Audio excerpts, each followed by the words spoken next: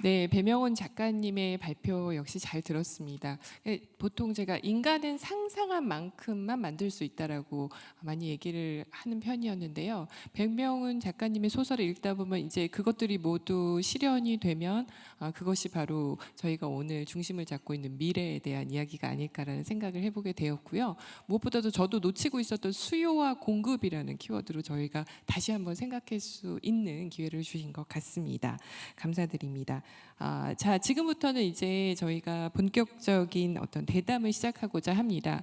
제가 여기에서 사실은 많은 질문들이 있으실 텐데 좀 대표로 그 질문을 드릴 수 있는 그런 혜택을 갖게 된 것 같고요. 뭐 여러 가지 방식이 있겠습니다만 아무래도 지금 계속 저에게 주어진 시간 안에 가급적 많은 것들의 해안을 듣고자 정해진 순서대로 제가 질문을 하나씩 드리는 식으로 일단은 진행을 해보도록 하겠습니다. 먼저 이제 안창우 교수님께 제가 질문을 드리고 싶은데요. 아마 안창우 선생님의 어떤 그 이봄은 뭐 TV라던가 뉴스에서도 제가 많이 보면서 그때 느꼈던 게 굉장히 다양한 장르의 음악들을 소화하더라고요. 저희가 이제 한 사람이 하나의 음악을 마스터하기까지 굉장히 오랜 시간이 소요된 걸 생각한다면 정말 인간과 좀 다른 게 아닌가? 뭐 이런 생각을 하게 했는데요. 음악의 입장에서 봤을 때 그 많은 장르 중에서 그래도 인공지능 작곡가가 인간 작곡가보다 더 잘할 수 있거나 더 적합한 장르가 음악 장르 중에 따로 있는지, 더불어 아까 말씀 주신 학의 비유를 해주셨는데 뭐 메타나 애플도 사실 다 뭔가 같이 뛰고 있는 것으로 알고 있습니다. 그렇다면 이번만의 변별 자질은 무엇인지 이런 두 가지에 대해서 통합적으로 답변을 부탁드리고자 합니다. 주최 측에서 저한테 요구한 답변의 시간은 2분에서 3분으로 말씀 주시긴 했습니다.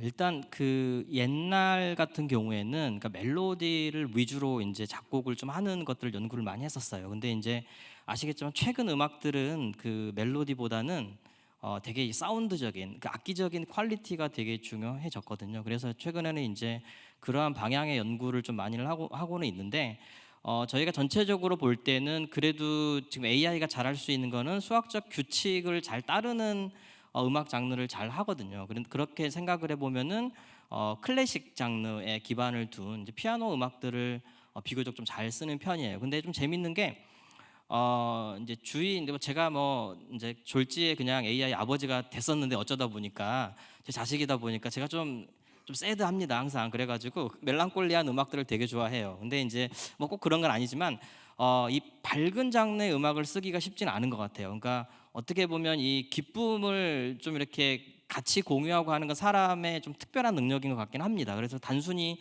밝은 코드들을 나열을 한다라고 해서 곡이 밝아지지는 않는 것 같더라고요. 근데 상대적으로 이제 그 마이너 계열의 음악들, 조금 차분한 음악들은 그래도 그 톤을 잘 따라가면은 이게 듣기가 좋은 경우들이 꽤 있거든요. 그래서 저희 이 부분 일단은 뭐 좀 뒤에 들려드릴 시간이 있을 수도 있을 것 같긴 한데 마이너 계열의 피아노 음악을 음악적으로는 잘 쓰고요. 최근에는 이제 악기들이 빵빵하게 붙어 있는 EDM이라든지 뭐 이런 것들도 열심히 하고 있는 상황입니다. 그리고 지금 글로벌 업체들에서도 처음에는 사실 구글 같은 경우에는 음악에 대해서 되게 회의적이었어요. 그래서 마젠타라는 프로젝트가 이제 2017년 뭐 저희가 비슷할 때 이제 같이 연구를 이제 개발자들이 했었는데 음악은 좀 그렇다라고 해가지고 사실은 1차 포기를 선언했던 적이 있었습니다. 물론 거의 잘 모르는 이슈이긴 한데요. 근데 이제 워낙 다른 기업들에서 AI 연구를 음악 연구를 하다 보니까 슬쩍 이제 그 발언을 철회하고 이제 연구를 열심히 해가지고 최근에는 뮤직 LM 이런 것들까지 이제 만들었잖아요. 근데 이제 크게 다른 건 뭐냐면 일단 그 친구들은 모든 그러니까 페이스북, 메타나 오픈 AI 이런 친구들은 다 음악 데이터를 기반으로 이제 기술을 설계를 합니다. 소위 말하는 LLM, 그러니까 큰 랭귀지 모델을 기반으로 해가지고 무수하게 많은 음악 데이터를 넣어가지고 그게 미디 형태일 수도 있고 그냥 오디오 파일 여러분들이 듣는 그냥 그 음악 자체를 학습하는 경우도 있습니다. 그래가지고 단순히 출력, 그러니까 어떻게 보면은 저희가 어렸을 때 동요를 많이 듣잖아요. 근데 사실 음악을 전혀 배우지 않았음에도 불구하고 동요를 많이 들었기 때문에 여러분들이 흥얼흥얼 동요스러운 노래를 부르실 수는 있거든요. 근데 그게 정확하게 지금 딥러닝 방식이 하는 구조인데 저희가 그거를 작곡이라고 부르진 않거든요. 그러니까 저희 이제 이봄은 그런 방식을 좀 지향을 하고 진짜 사람이 앉아가지고 작곡 이론을 하나씩 배우면서 지금까지 들어왔던 음악을 가지고 그 음악들이 이제 기본 데이터 소스가 되는 거예요. 그게 아주 많지는 않지만 그 방식과 굉장히 유사하게 워킹을 하고 있습니다. 그렇게 할 수 있었던 게 저희가 딥러닝이 이제 세상에 알려지기 전에 연구를 아마 시작해서 조금 다른 길을 걷지 않았나라고 생각을 하고 있습니다. 예, 여기까지 말씀드리겠습니다.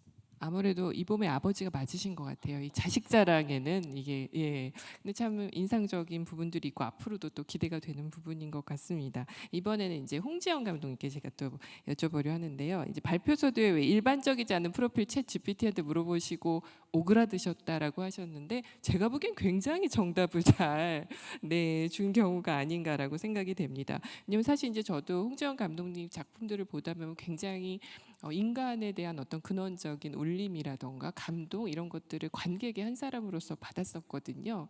근데 특히 이제 영화에서 보면은 다른 언어들을 많이 쓰셨던 것 같아요. 그래서 우리가 언어가 다르기 때문에 소통이 되지 않는 것 같지만 그것은 표면적이고 인간의 본질적인 어떤 상호작용과 소통이 중요하다 이런 것들을 역시 관객의 한 사람으로서 많이 전달을 받았던 것 같은데 그렇다면 이제 궁극적인 질문이 될 수도 있겠습니다만 인공지능 시대의 인간과 비인간 존재로서의 인공지능이 과연 상호작용을 정말 그렇게 진실하게 할 수 있을 것인가에 대한 감독님의 고견을 듣고 싶습니다.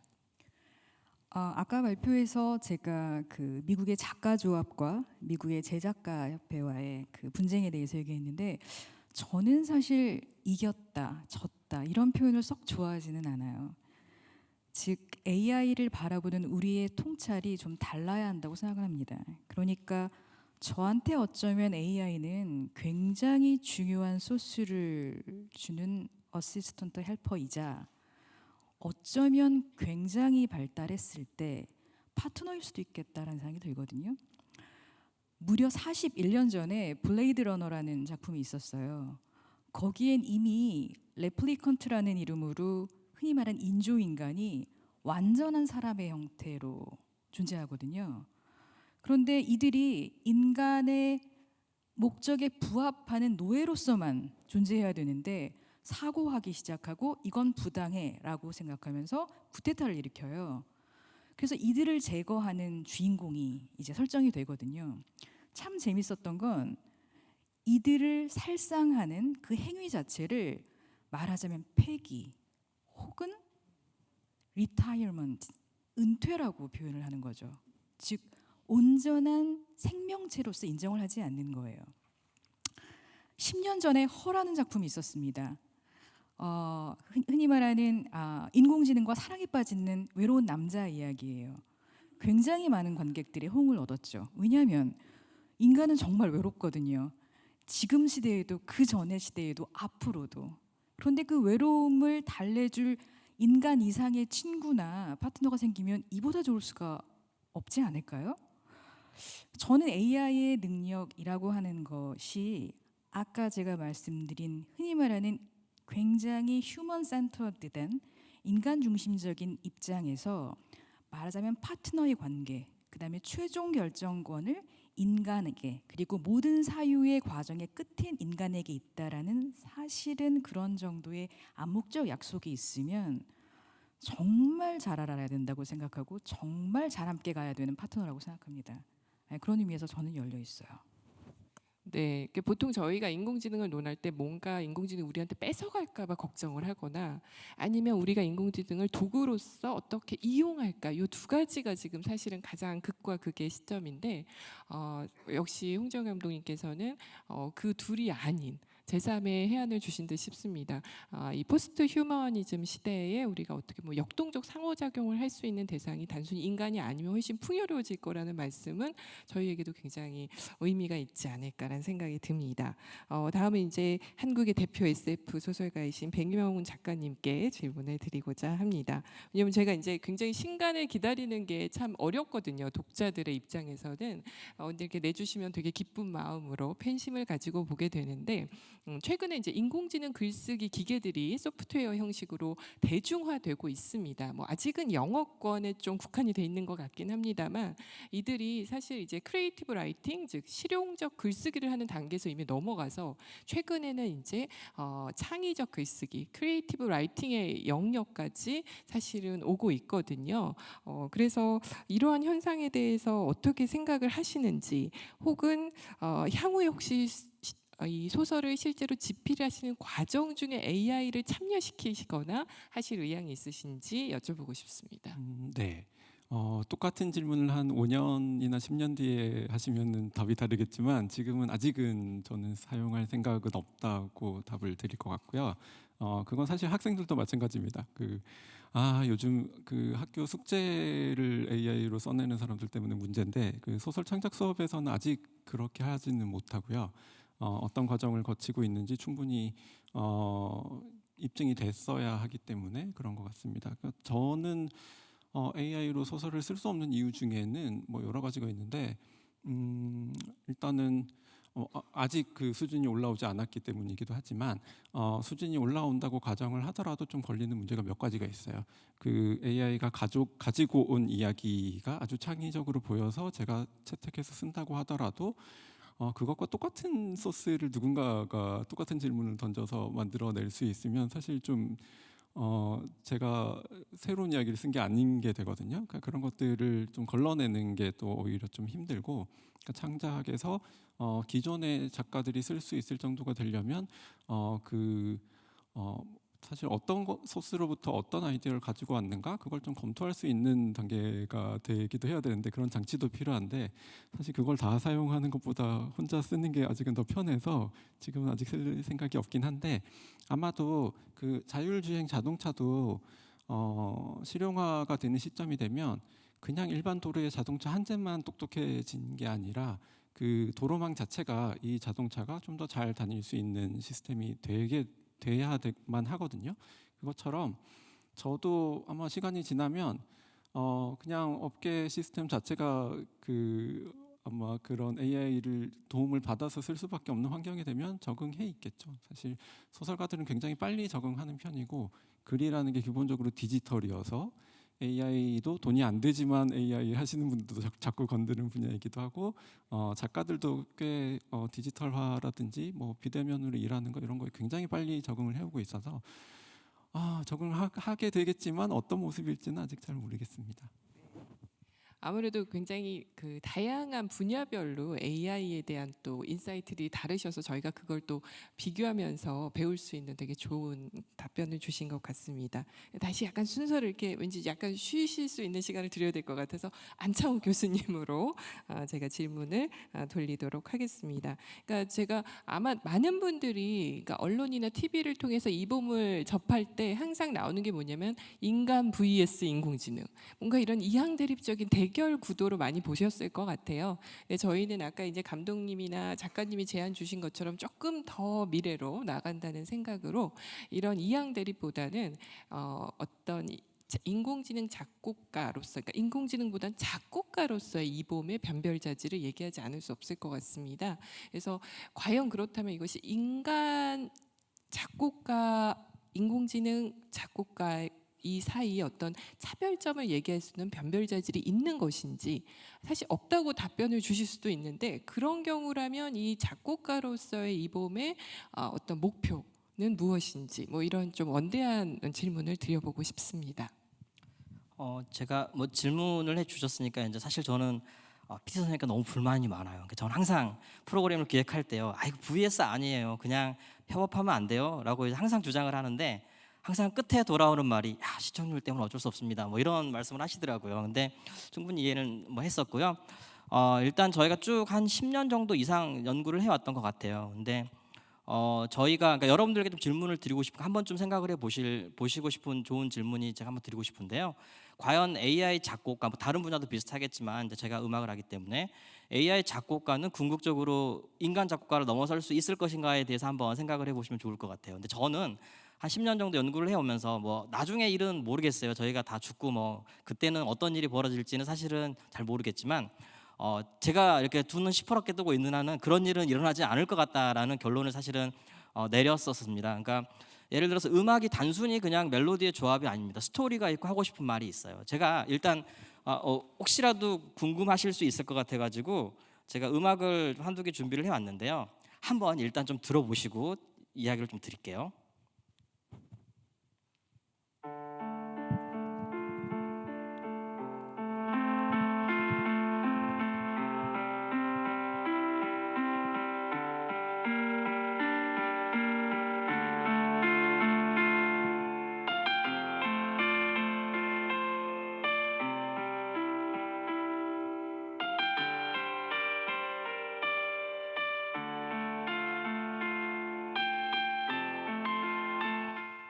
자, 여기까지 듣도록 하겠습니다. 혹시 이거 듣고 어떠신가요? 이거 괜찮다라고 느끼신 분 있으세요?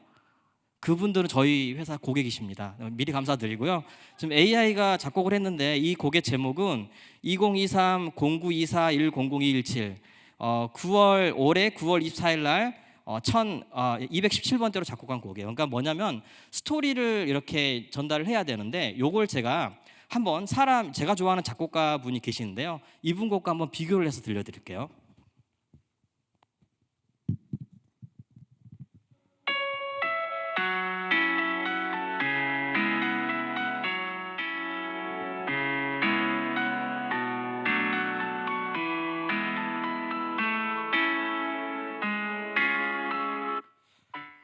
어떠세요? 연인에 나올 것 같은, 그죠? 굉장히 짠한 이 곡의 제목은 연연불망이라고 너무너무 그리워서 잊지 못합니다. 제 와이프를. 저희 아내가 있으면 되게 좋아할 것 같은데요. 하여튼 이 스토리를 할 수 있는 능력, 그러니까 음악은 단순히 선율의 조합이 아니고 이야기거든요. 근데 아직 AI들은 이런 이야기를 할 수가 없습니다. 그래서 AI는 사실 7-80% 정도의 수준의 곡을 만들어서 그러니까 저희 사람이 하고 있지 않은 없는 시장을 타겟을 해서 그 부분을 사람을 도와주는 방향으로 AI 작곡가는 앞으로도 연구가 되고 진화가 될 걸로 좀 보고 있어요. 그러니까 아마 AI의 그런 어떤 독창성이라든지 변별성은 그러한 부분이라고 저는 봅니다. 그러니까 사람의 고유의 창의성을 도와주기도 하지만 사람이 하지 않는 그러한 영역의 일들을 할 수 있는 음악을 만드는. 근데 그 음악은 사실 사람이 전달하고 싶은 메시지를 전달하고 이러한 것과는 좀 다른 느낌이 될 것 같아요. 그 부분은 사실 AI가 극복하기는 어려운 부분일 거라고 저는 보고 있습니다.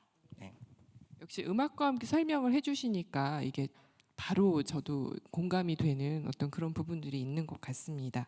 답변에 감사드립니다. 이번에는 홍지연 감독님께 제가 사실 이제 영화 제작 현장에서의 어떤 작가로서의 AI의 위치나 활용에 대해서 여쭤봐야 될 것 같습니다. 홍지연 감독님 사실 감독과 각색, 각본 다 하시는 것으로 알고 있어서요. 근데 이제 관객의 한 사람으로서 감독님의 영화를 보다 보면 거시적인 이야기들도 물론 굉장히 좋지만 그런 디테일들, 그 시간, 그 장소에 거기에 있지 않았으면, 그 위치가 아니었으면 사실 알 수 없는 그런 섬세함들이 사실은 심금을 울리는 경우가 매우 많았거든요. 근데 과연 이것이 작가로서의 AI도 그러한 어떤 경험에 대한, 인간 경험에 대한 것들을 과연 창작해낼 수 있을까, 이런 것들이 굉장히 궁금하고요. 또 거시적으로는 이 영화 제작의 과정에서 AI가 가장 유효하게 상호작용할 수 있다, 역동적으로 상호작용을 할 수 있다라고 생각하시는 분야나 과정이나 역할은 혹시 어떤 게 있는지 질문드리고 싶습니다. 영화는 사실 만드는 과정이 좀 복잡하긴 하죠. 그러니까 글 베이스가 있어야 되고 그게 현장에서 영화를 만든다에 그 여러 스텝들이 모여서 만들고, 그리고 정말 산업 시장을 통해서 릴리즈가 되기 때문에 그냥 정말 돈이에요. 네. 그런데 다시 처음 우리 얘기로 돌아가서 제가 챗GPT한테 저의 소개를 부탁했잖아요. 만약 이 챗GPT가 저의 영화를 보고 감상할 수 있는 정도의 능력이 있는 GPT였으면 좀 달랐지 않았을까라는 생각이 들었어요. 즉 저는 AI의 능력이 not yet, 아직 알 수 없다는 거죠. 그런데 그 블레이드 러너라는 얘기를, 그 영화 예를 들었고, 제가 그 다음에 허라는 작품을 예를 들었는데 두 작품을 예를 든 이유가 있어요. 전 사실 블레이드 러너에서 굉장히 충격을 받았다는 게 뭐냐면, 흔히 레플리컨트라고는 인조인간이 드디어 자유의지를 인간만이 갖고 있다고 생각했던 그 자유의지, 즉 존재하려고 무수히 애쓴다라는 점이 너무 충격적이었어요. 즉 부여된 목적에만 부합하는 어떤 일을 하는 게 아니라 나 살고 싶어라는 쿠데타를 일으키는 거잖아요. 또 허라는 작품에서 제가 인상을 받았던 건 뭐냐면 결국 남자 주인공이 너무나 친밀했던 그 AI에게 마음을 놓는 결정적인 이유가 그녀가 나를 향해서만 있던 감정이 아니었네. 무려 동시에 8,149명과 소통했었네. 전혀 내가 상대로서 오리지널한 사람이 아니었네가 굉장히 상처를 사실은 준 거죠. 즉 실질적인 인간관계에서의 감정의 결을 아직 AI는 리피트하고 있구나라는 느낌을 받았을 거예요. 저는 결국은 AI가 특히 영화 제작 과정에서는 라이터, 그러니까 작가로서 충분히 데이터 수집할 수 있을 것 같아요. 그래서 굉장히 캐릭터, 드라마, 라인, 심지어 엔딩까지도. 그런데 좋아. A와의 저와의 관계는 경쟁적인 관계인 것 같아요. 네 아이디어 좋다. 근데 나는 이게 있거든. 우리 두 개 조합해 보면 어때? 결국 감독의 일은 우리가 상상할 수 없는, 예측할 수 없는 어떤 시너지를 계산하고 그걸 최종 결과물로 나오는 사람이거든요. 그러니까 작가로서의 작가이자 각색자이자 연출자인 감독에게는 사실 AI의 작가로서의 도움 땡큐예요. 프로덕션 과정에서는 정말 테크닉이 우리는 지금 생성용 AI만 얘기하지만 지금은 CG 없이는 컴퓨터 그래픽 없이는 영화가 만들어지질 않아요. 그렇다면 굉장히 많은 것들, 즉 꼭 그 현장을 갔어야만 하는 것들이 거의 비슷하게 이미지화되는 경우도 있어요. 굳이 그 공간을 가지 않아도 그 이미지가 결국 우리는 스크린을 통해서 보니까요. 그런 경우도 있죠. 많이 달라질 거예요. 후반 결국 아이가 하는 일은 빅데이터로 시장 분석을 하는 거죠. 늘 옳지는 않아요. 하지만 그럼에도 불구하고 인간이 추적할 수 없는 어떤 빅데이터의 결과물들을 내오죠. 그러나 최종 결정자는 항상 한 사람이에요. 그런데 그럼에도 불구하고 늘 우리가 좋아하는 언어잖아요. 그럴 거라고 생각이 들어요. 저는 사실은 AI의 도움을 영화 과정에 있어서는 거의 전방위적으로 열고 있습니다. 네, 감독님의 말씀을 듣다 보니까 여기 앉아 계신 분들 중에 일부는 사실 시작에는 약간 인공지능 포비아를 가지고 계시던 분들이 이제 인공지능 필리아로 넘어가시지 않았을까라는 생각이 듭니다. 그래서 사실 이제 예술이 기술과 이분되던 시대는 이제 사실 완전히 지나고 실제 현장에서는 정말 상호작용하지 않으면 아예 프로덕이 안 되는 그런 것들을 참 잘 설명해 주신 것 같습니다. 다음은 이제 글을 다루시는 배명훈 작가님께 마이크를 부탁드리겠습니다. 다른 이야기 양식과 다르게 사실 이제 소설이라는 것은 근대적 인간이 나타나게 되고 무엇보다도 이것이 글이라는 형태, 언어라는 형태로 표현되고 전달된다는 것이 특이점이자 매력이다라는 생각이 듭니다. 그래서 실제로 지금 다양한 툴들이 나올 때 보면 그림이라던가 디자인 이런 쪽이 먼저 나오게 되고 아직까지는 아까 말씀 주신 대로 저희도 이제 뭔가 교양 글쓰기의 테크니컬 라이팅이나 자소서는 챗 GPT한테 부탁을 할 수 있지만 시나 소설을 지어봐라라고 했을 때는 아직까지는 저희의 마음을 울리면서 이게 인공지능이 나에게 이런 감동을까지는 아직은 오지 않는 것 같다는 말씀에는 저도 동의를 하게 됩니다. 여담이긴데 저는 그래서 과연 AI 소설 어디까지 갈 수 있을까 이게 굉장히 궁금하기도 하고 인공지능이 인공지능에 대해서 쓰는 소설은 어떨까 이런 생각도 혼자서 해보기도 하는데요. 다른 장르보다도 향후 SF 장르에 국한해서 SF 작가로서의 AI 글쓰기 는 어떻게 나갈 거라고 생각하시는지 궁금합니다. 네. 그 SF 작가들은 인공지능에 대해서는 굉장히 오래전부터 호들갑을 떨어서 AI는 뭐든지 할 수 있어라고 이미 다 정해놨습니다. 사실 로봇이라는 말이 맨 처음에 나온 게 카렐 차펙의 희곡이에요.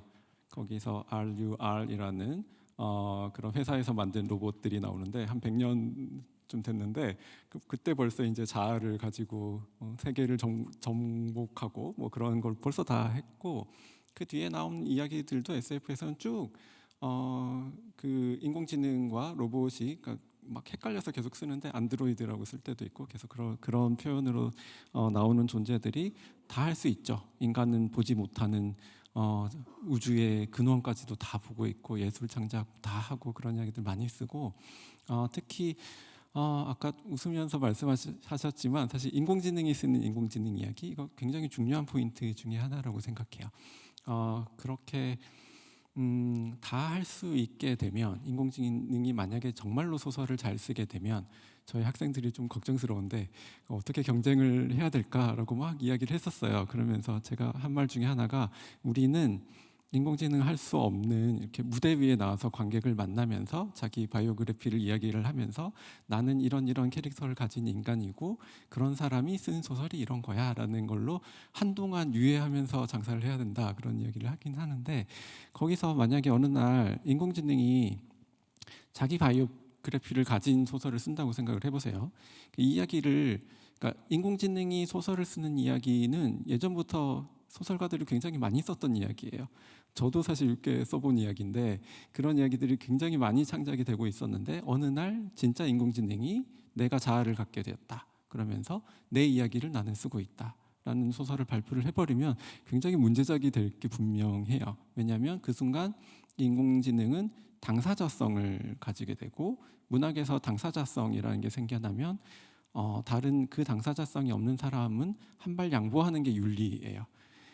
예를 들면 소수자가 자기 이야기를 하기 시작하면 그 전에 이 사람을 대신해서 가시화하는 역할을 해주고 있다고 생각하던 사람들이 다 입을 다물어야 되는 상황 같은 건데 굉장히 재미있는 상황까지도 가능할 거라고 생각하고 아마 그 SF 작가들은 사실은 인공지능이 정말 자아를 얻고 자기 소설을 쓰면 환영하기로 이미 결정이 다 되어 있어요. 아마 그렇게 그 일은 그렇게 진행이 될 것 같습니다.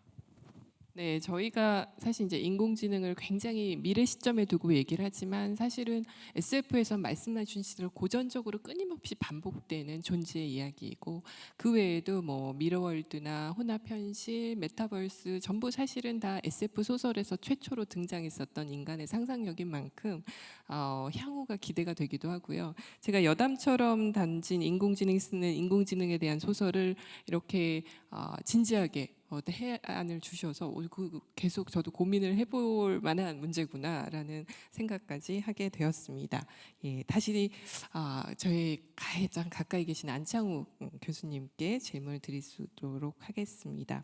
이게 민감한 사안일 수도 있어서 제가 그냥 건너뛸 했는데 후반부에 뉴스를 보여주셔서 그냥 저도 내친 김에 궁금한 것들을 여쭤보고자 합니다. 이번에는 이제 저작권에 대한 부분을 여쭙지 않을 수 없을 것 같습니다. 아까 보여주신 것처럼 줬다 뺏는 굉장히 아이러니하고 어떻게 보면 좀 속상하실 수 있는 상황들이 있는데요. 사실 이거는 이제 이범에게만 해당하는 문제가 아니라 향후 다양한 예술 영역에서 발생할 수 있는 저작권의 문제와 굉장히 상관관계가 밀접하게 연결되었다라는 생각이 듭니다.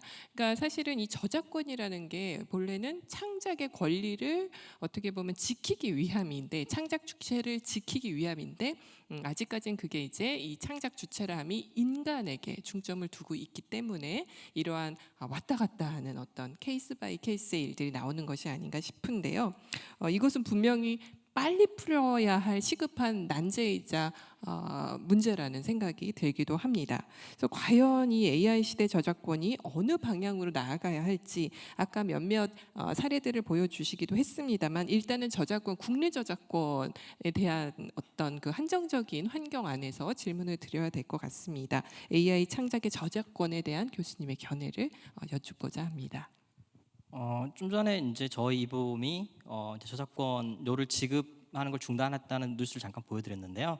사실 저작권 문제가 복잡하다면 복잡하고 또 쉽다면 되게 쉽게 생각이 돼요. 그러니까 저작권에는 크게 권리와 재산, 그러니까 돈이 관련이 되어 있습니다. 그래서 지금 저작권 문제가 복잡한 이유는 이 돈 때문에 그렇거든요. 저작권료가 발생을 했을 때 이걸 사실 받을 수 있는 주체는 현재는 인간밖에 없는 거거든요. 자, 오늘 네가 작곡한 곡으로 100원을 벌었으니 한 10만 원을 벌었으니 너 오늘 이범 너 메모리 좀 바꿔줄게 좀 부족하지 뭐 이렇게 할 수도 없는 거잖아요. 그러니까 이게 되게 복잡한 문제예요. 그래서 최근에는 지금 이제 교통 정리가 되는 게 이러한 방향으로 되고 있습니다. 일단 그 저작권에 관련해 가지고 권리와 그 재산권은 좀 분리를 하자. 그러니까 이 돈을 관련해서 논의를 하기 시작하면 너무 복잡해지기 때문에, 그런데 이제 권리의 부분에 있어서 권리도 되게 복잡한데 그 중에 하나만 집중을 하자. 뭐냐면은 좀 전에 보니까 발표 자료에서도 이제 홍지영 교수님이셨나요? 감독님께서 보여드렸던 자료였는지 모르겠는데 정확히 잘 기억이 안 나는데 이거는 누가 만들었다라는, 그러니까 이름표, 꼬리표를 붙여주자라는 방향으로 가고 있어요. 그러니까 솔직히 말씀드려서 AI는 저작 권리를 갖든 갖지 않든 별로 돈 케어입니다. 사실 본인은 기계이고 그렇기 때문에. 근데 결국은 이제 개발자와 그거를 운영하는 회사의 관점에서는 좀 중요할 수 있는 거죠. 근데 그게 이제 돈까지 관련되면 복잡하기 때문에 일단은 AI는 수없이 많은 곡을 만들 거예요. 곡이 저희 지금 이 부분 같은 경우가 한 50만 곡 이상 만든 거거든요. 어떻게 보면은 물론 이제 다 소비가 되지는 않겠지만, 그래서 그 곡들에 대해서 이거는 이봄이 1번, 2번, 3번, 4번 만든 거라고 네임 태그를 붙여주자는 방향으로 일단은 가고 있는데요. 그 이유가 뭐냐면은 사실은 결국에는 인간 저작자분들, 인간 작곡가분들의 권리를 좀 더 보호해주기 위한 방향으로 설계가 되는 거라고 이해해 주시면 될 것 같아요. 그러니까 어떻게 예를 들어 드릴 수 있냐면은 AI가 작곡한 곡은 저작권이 없기 때문에 막 돌아다닐 수 있잖아요. 그러면 이거 AI가 만들었대. 들어보니까 괜찮아. 근데 사람은 듣는 게 다 비슷하기 때문에 내가 괜찮으면 다른 사람도 괜찮을 가능성이 높거든요. 그러면 그거를 이거는 저작권이 없다고 그랬지 가져다가 본인이 막 편곡을 합니다. 그래서 이제 저작권 협회에 등록을 해요. 근데 소위 이게 이제 메가히트곡이 돼 버려요. 그러면은 이제는 두 명이 또는 이제 복수의 사람이 이제 피 터지는 싸움을 하겠죠. 그러니까 그러한 것들을 보호하기 위해서라도 이거는 이봄이 뭐 10만 1번째 만든 곡이야라고 하게 되면 나머지 친구들은 이제 그 2차 저작에 해당을 해서 2차 저작에 해당하는 권리만 잘 행사하면 되는 구조거든요. 그래서 현재 다행스럽게도 저작권위원회에서도 그러한 방향으로 AI의 저작물에 대해서는 누가 했는지를 밝히는 방향으로 해서 창작권이 인정까지는 아니지만 부여되는 방향으로 논의가 되고 있다라고 저는 알고 있습니다. 그리고 저는 말씀을 드릴 수 있을 것 같습니다. 예, 이 저작권이라는 게 사실 동전의 양면과도 같더라고요. 그래서 허가와 금지라고 하는 이 두 가지를 가지고 있는데, 사실은 이제 창작의 규제보다는 활성화 쪽으로 사실 가야 순작용을 할 수밖에 없는 게 이 예술의 영역, 뭐 다른 영역은 좀 다르겠습니다만 예술의 영역에서는 그렇지 않을까라고 막연히 생각했었는데, 말씀해 주신 것들을 들으니 되게 명쾌하게 나아갈 방향이 좀 보이는 것 같긴 합니다. 아마 관계자분들이 계시면 또 그런 것들을 생각해 보신다면 어떨까 싶은 생각이 들고요.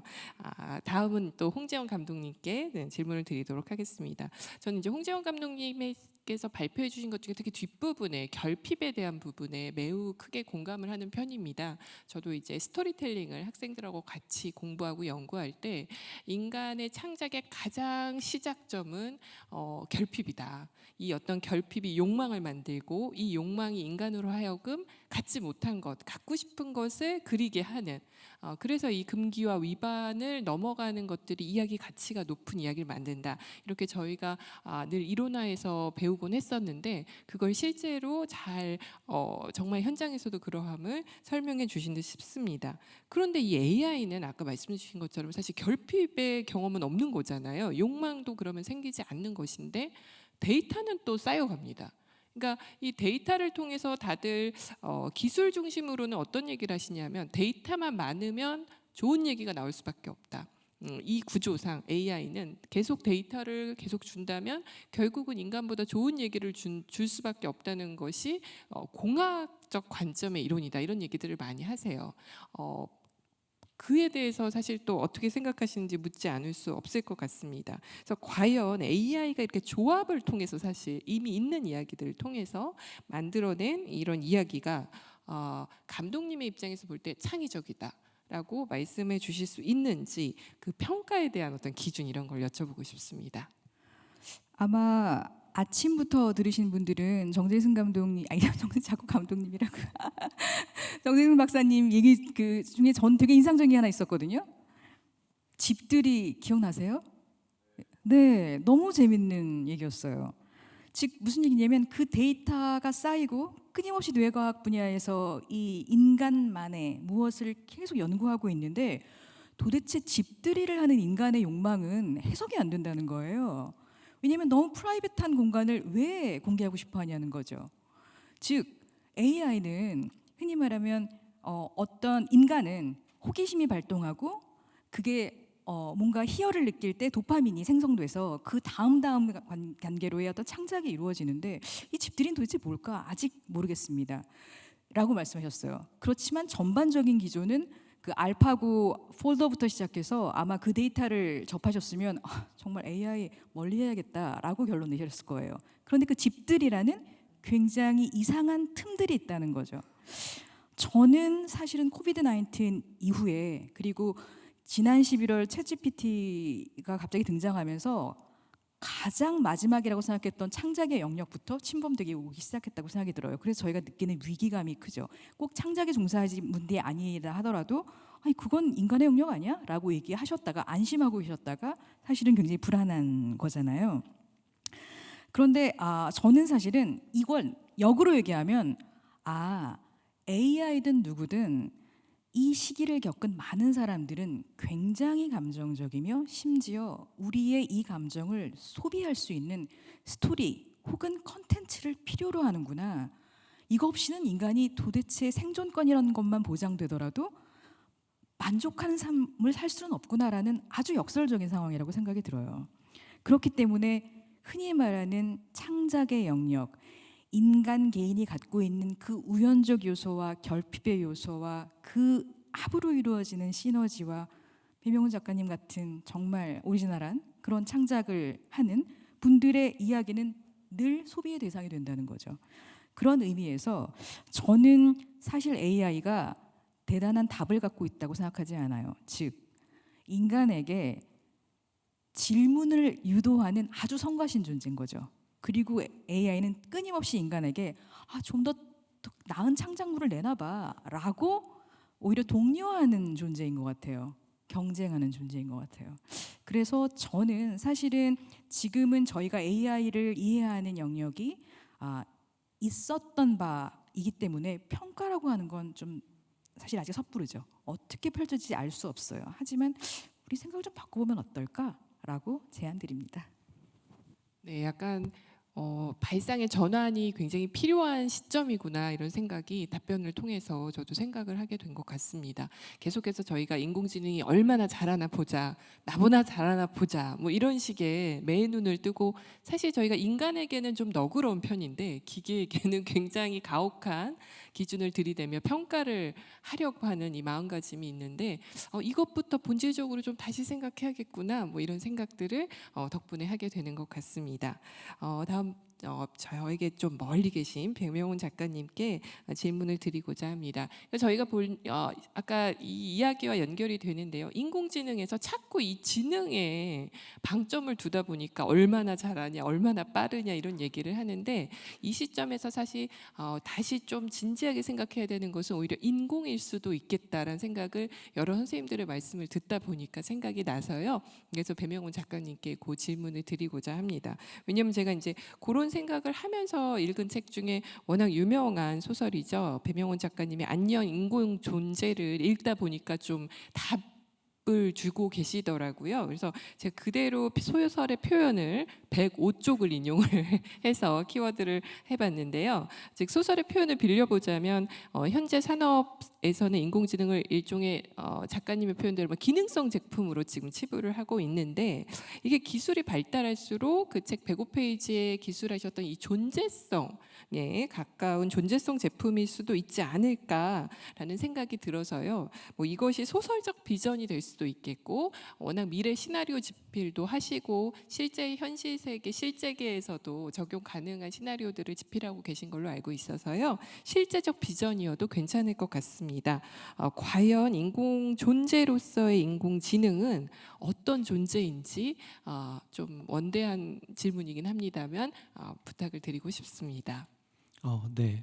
사실 굉장히 거대한 질문이긴 한데 그 SF 작가들은 항상 이런 거대한 질문을 붙들고 답하는 걸 좋아해가지고 아까 말씀하신 안녕 인공존재라는 소설에서는 어떤 과학자가 어떤 제품을 개발을 하는데 그냥 인공 존재예요. 그래서 사람들이 이 제품의 기능이 뭐냐고 계속 물어보는데 없어요. 그냥 존재하는 게 목적인 그런 상품에 대한 이야기를 하고 있습니다. 그래서 그 점을 이야기를 해주신 것 같고 SF에서는 그 인간과 이런 인공적인 그 비인간 존재들, 인공지능 혹은 로봇 이런 것들의 관계 설정 이야기를 계속 해왔어요. 어떤 사람들은 그 로봇이 인간을 지배하는 이야기를 굉장히 오래전부터 해왔지만 반면에 인간보다 더 뛰어난 인공지능이 있어서 인간이 그 인공지능을 숭배하는 이야기도 있고 같이 공존하는 이야기도 굉장히 많습니다.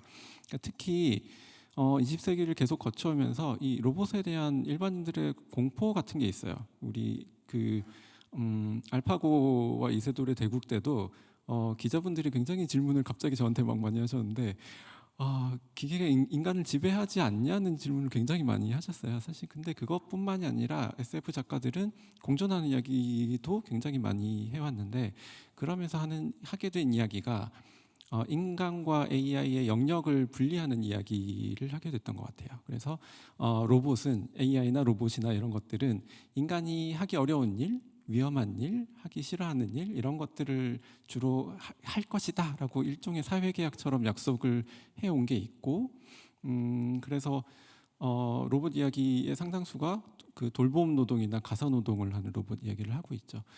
그렇게 소설적으로는 그렇게 역할 분담을 하고 있는데 실제로는 지금은 그렇게 되지가 않은 것 같아요. 그 역할이 좀 깨졌는데 왜냐하면 AI 기술이 갑자기 확 발전하면서 이 부분의 기술을 개발할 수 있게 되면서 로봇이 해야 되는 것 말고 할 수 있는 것에 대한 이야기가 갑자기 생기면서 이 사회계약이 일단 깨졌는데 그 다음 사회계약은 맺어지고 있지 않은 상황인 것 같아요. 그러니까 그런 거예요. 그 미래 기술을 이야기할 때 대표적인 사례 하나가 우리가 냉장고 안에 있는 음식들의 어떤 재고 상태나 이런 걸 파악해서 뭐 레시피를 알려주는 그런 자동으로 알려주는 로봇 냉장고 이야기. 그 이야기가 엄청 많은데 사실 이거 고전이에요. 미래를 설명할 때 수십 년간 이 이야기를 해왔어요. 그러니까 레퍼토리는 똑같고 기술만 조금 바꿔서 계속 이야기를 해왔는데 이 이야기에서 중요한 건 로봇 몸 부분이 발전돼 있지 않은 상태여서 냉장고는 계속 인간에게 뭔가를 시키고 인간은 뭔가를 해야 되는 상황이에요. 사실 우리가 SF가 계속 인간에게 했던 약속하고 조금 반대죠. 우리 인간이 하기 싫은 일을 로봇이 대신 해줄 것이다 라는 약속이 있었는데 실제로는 그렇지 않을 가능성도 있었고 지금은 조금 그렇게 가고 있어요. 그 로봇 부분보다 AI가 먼저 발전하면서 자꾸 AI가 인간한테 뭘 지시를 하는 건데 그게 인간을 돕는다는 이름으로 발전하고 있는 느낌도 분명히 있어서 근데 그게 지금은 사실 어쩔 수 없죠. 과도기이고 우리가 상상하지 못하는 미래로 와 있으니까 지금 이 단계를 거치고 있는데 제 생각에는 어떤 역할 분담에 대한 어떤 사회계약 그런 걸 한번 다시 거칠 필요가 있지 않을까 그렇게 생각합니다. 말씀 주신 것 중에 스마트 홈 같은 경우가 실제로 아직은 단계적으로 저도 같이 일을 해보면 한 5명이 저에게 잔소리를 하는 공기가 좋지 않다, 온도를 올려라, 뭐 불을 켜라 한꺼번에 해서 집을 나가고 싶어지는 스마트 홈이 되는 굉장히 아이러니한 상황도 있었는데요. 말씀 주신 대로 이러한 과도기적인 ING 진행형의 상황들이 있는 것이 아닌가라는 생각이 듭니다. 오늘 세션에서는 음악 영화 그리고 문학 등 그 분야의 가장 대표적인 예술가 분들 선생님들을 모시고 실제 과연 우리가 이 AI와 함께 더불어 어떻게 창의적인 세상으로 더불어 살아갈 것인가를 알아보는 시간을 가졌습니다. 시간이 좀 더 있다면 더 많이 여쭤보고 싶기도 한데요. 아쉽게도 저희에게 주어진 시간이 거의 다 된 듯 싶습니다. 그러나 이제 오늘의 논의가 사실 저희가 정답을 다 공유한 것이 아니라 이제 나아갈 문제들을 공유했다는 생각이 드는 만큼 여기 계신 모든 분에게도 어떤 시작 단초의 어떤 의미가 있었으면 하는 바람입니다. 자, 그러면 이것으로써 오늘의 마지막 세션인 FCC 토크의 연설과 대담을 마무리하겠습니다. 끝까지 들어주신 여러분들 정말 감사드립니다. 네, 마지막까지 좋은 말씀 전해주신 네 분께 다시 한번 감사 말씀드립니다. 따뜻한 박수 부탁드립니다.